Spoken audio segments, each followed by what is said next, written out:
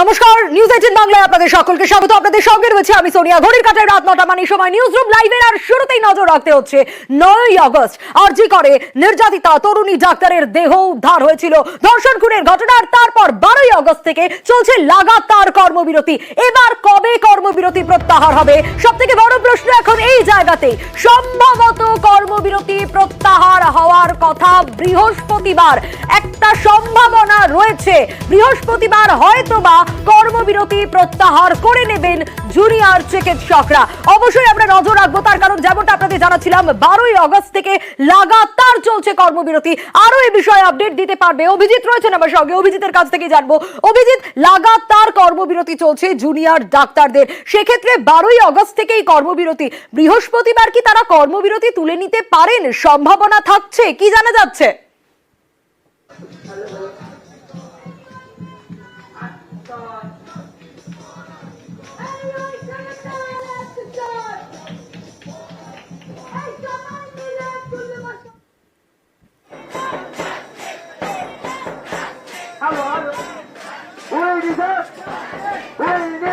অভিজিতের কাছে আসবো, তবে তার আগে আরো একবার আপনাদের জানাই সম্ভাবনা থাকছে কর্মবিরতি প্রত্যাহারের। কি আপডেট পাওয়া যাচ্ছে? আমরা দেখছি যে 12ই আগস্ট থেকে লাগাতার চলছে জুনিয়র ডাক্তারদের কর্মবিরতি। 9ই আগস্ট থেকে উই ওয়ান্ট জাস্টিস, এই তিনটে শব্দ বারবার শোনা গিয়েছে। বিচারের দাবিতে বারবার সরব হয়েছে তারা। কাজে ফিরতে একাধিকবার মুখ্যমন্ত্রী আরজি জানিয়েছেন। কাজে ফেরার পরামর্শ সুপ্রিম কোর্টের প্রধান বিচারপতির তরফ থেকেও। কর্মবিরতি কি উঠবে এই প্রশ্ন যখন ঘোরাফেরা করছে, কি আপডেট পাওয়া যাচ্ছে আরো বিস্তারিত জানার চেষ্টা করব অভিজিতের কাছ থেকেই। অভিজিৎ, কি জানা যাচ্ছে? কর্মবিরতি প্রত্যাহার করার সম্ভাবনা কি থাকছে? বৃহস্পতিবার কি কর্মবিরতি তুলে নিতে পারেন জুনিয়র চিকিৎসকরা? কি আপডেট পাচ্ছ?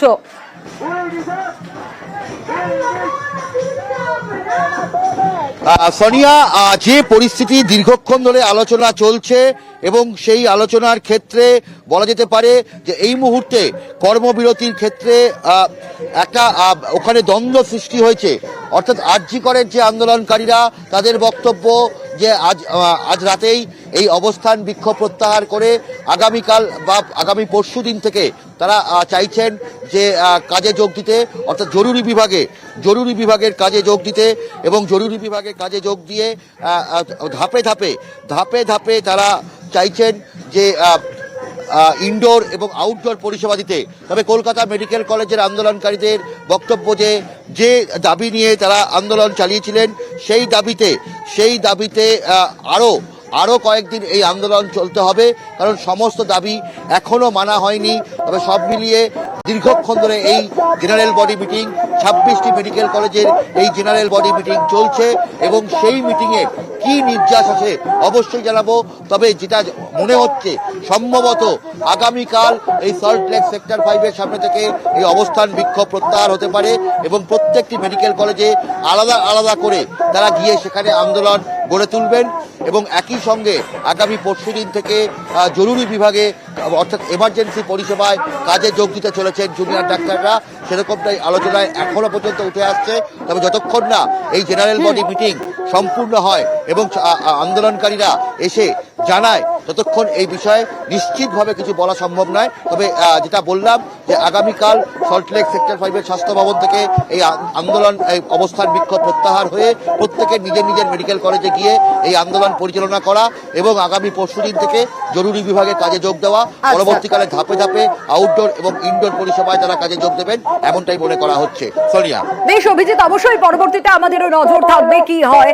আন্দোলনকারীদের পাশে আছেন নির্যাতিতার বাবা মা। আন্দোলনকারীদের নিয়ে কি বললেন তারা, শোনাবো। ওদের উপর পূর্ণ আমাদের আস্থা আছে এবং তাদের আমরা তো নিজেদের ছেলে মেয়ের মতনই মনে করছি।